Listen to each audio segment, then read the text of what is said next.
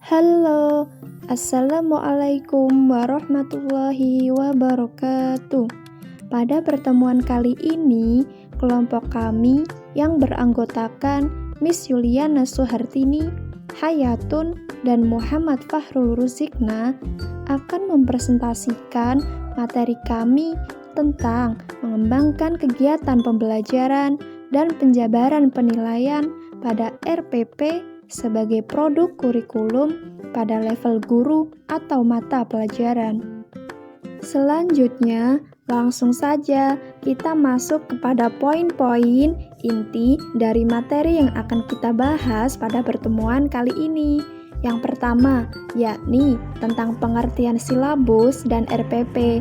Silabus adalah seperangkat rencana yang berisi garis besar atau pokok pembelajaran mencangkup standar kompetensi, kompetensi dasar, materi pembelajaran, indikator, penilaian, alokasi waktu, dan sumber belajar yang dikembangkan oleh setiap satuan pendidikan.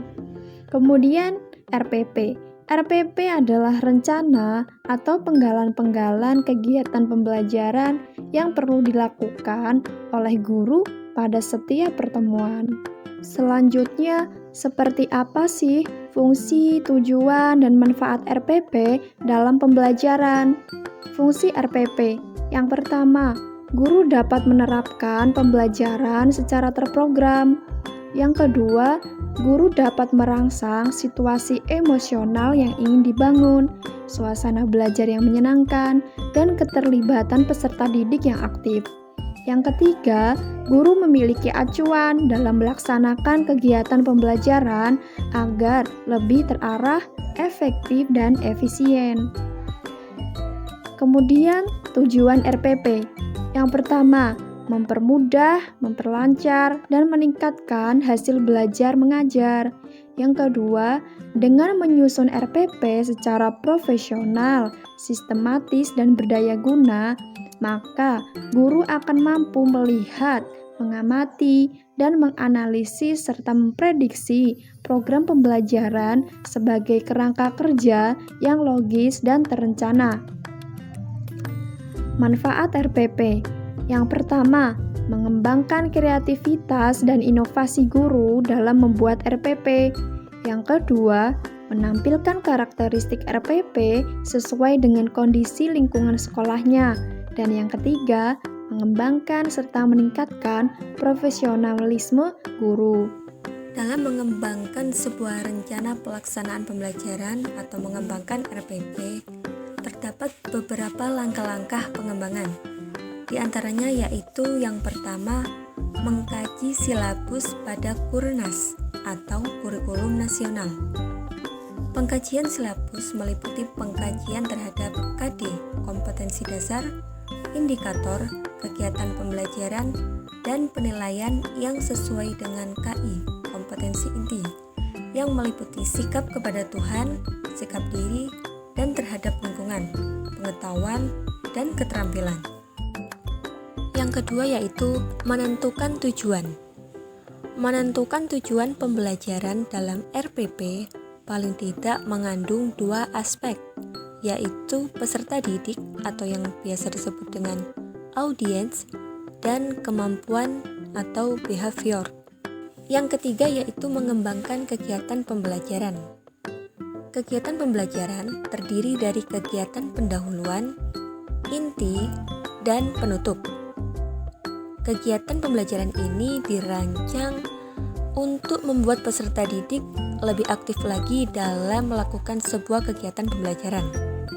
Oleh karena itu, seorang guru harus mampu menyusun kegiatan pembelajaran sesuai dengan kegiatan mengamati, menanya, mengolah, dan menyajikan. Yang keempat yaitu penjabaran jenis penilaian. Penjabaran jenis penilaian dalam RPP haruslah sesuai dengan kegiatan pembelajaran yang dilakukan oleh peserta didik. Misalnya, jika peserta didik diberi tugas untuk melakukan pengamatan di lapangan, maka penilaian yang dilakukan adalah penilaian mengenai proses pengamatan, dan hasil pengamatan yang dilakukan oleh peserta didik. Jadi intinya harus sinkron ya. Yang kelima yaitu menentukan alokasi waktu. Menentukan alokasi waktu dalam RPP harus sesuai dengan tingkat kesulitan kompetensi dasar yang akan dicapai, sehingga dapat menentukan perkiraan waktu untuk mencapai kompetensi dasar tersebut dan sesuai dengan kemampuan peserta didik yang beragam. Yang keenam atau yang terakhir yaitu menentukan sumber belajar. Sumber belajar yang digunakan dalam kegiatan pembelajaran harus sesuai dengan tujuan, indikator, dan kompetensi dasar yang akan dicapai. Sumber belajar yang digunakan tidak hanya buku pelajaran saja, akan tetapi sumber belajar yang digunakan dalam pembelajaran dapat berupa sebuah majalah, media elektronik, lingkungan belajar, lingkungan tempat tinggal, wawancara dengan narasumber, dan lain-lain. Dalam mengembangkan kegiatan pembelajaran, terdapat sebuah langkah-langkah. Di antaranya ialah yang pertama, menentukan indikator pencapaian kompetensi.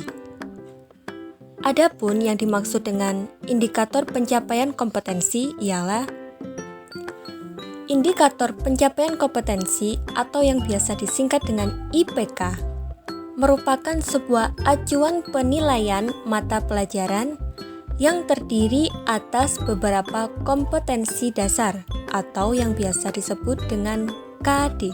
Yang kedua, menentukan jenis penilaian.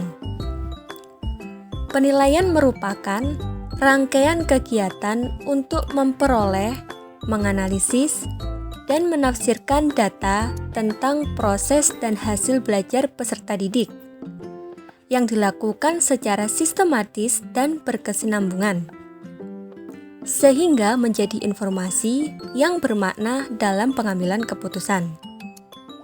Dalam melakukan sebuah penilaian ini bisa dilakukan dengan menggunakan tes maupun non-tes. Dalam hal ini bisa dalam bentuk tulisan, maupun pengamatan kinerja, pengukuran sikap, penilaian hasil, dan lain-lain. Yang ketiga, menentukan alokasi waktu. Alokasi waktu itu biasanya dicantumkan pada silabus, yang mana merupakan perkiraan waktu rata untuk menguasai kompetensi dasar yang dibutuhkan oleh peserta didik yang beragam.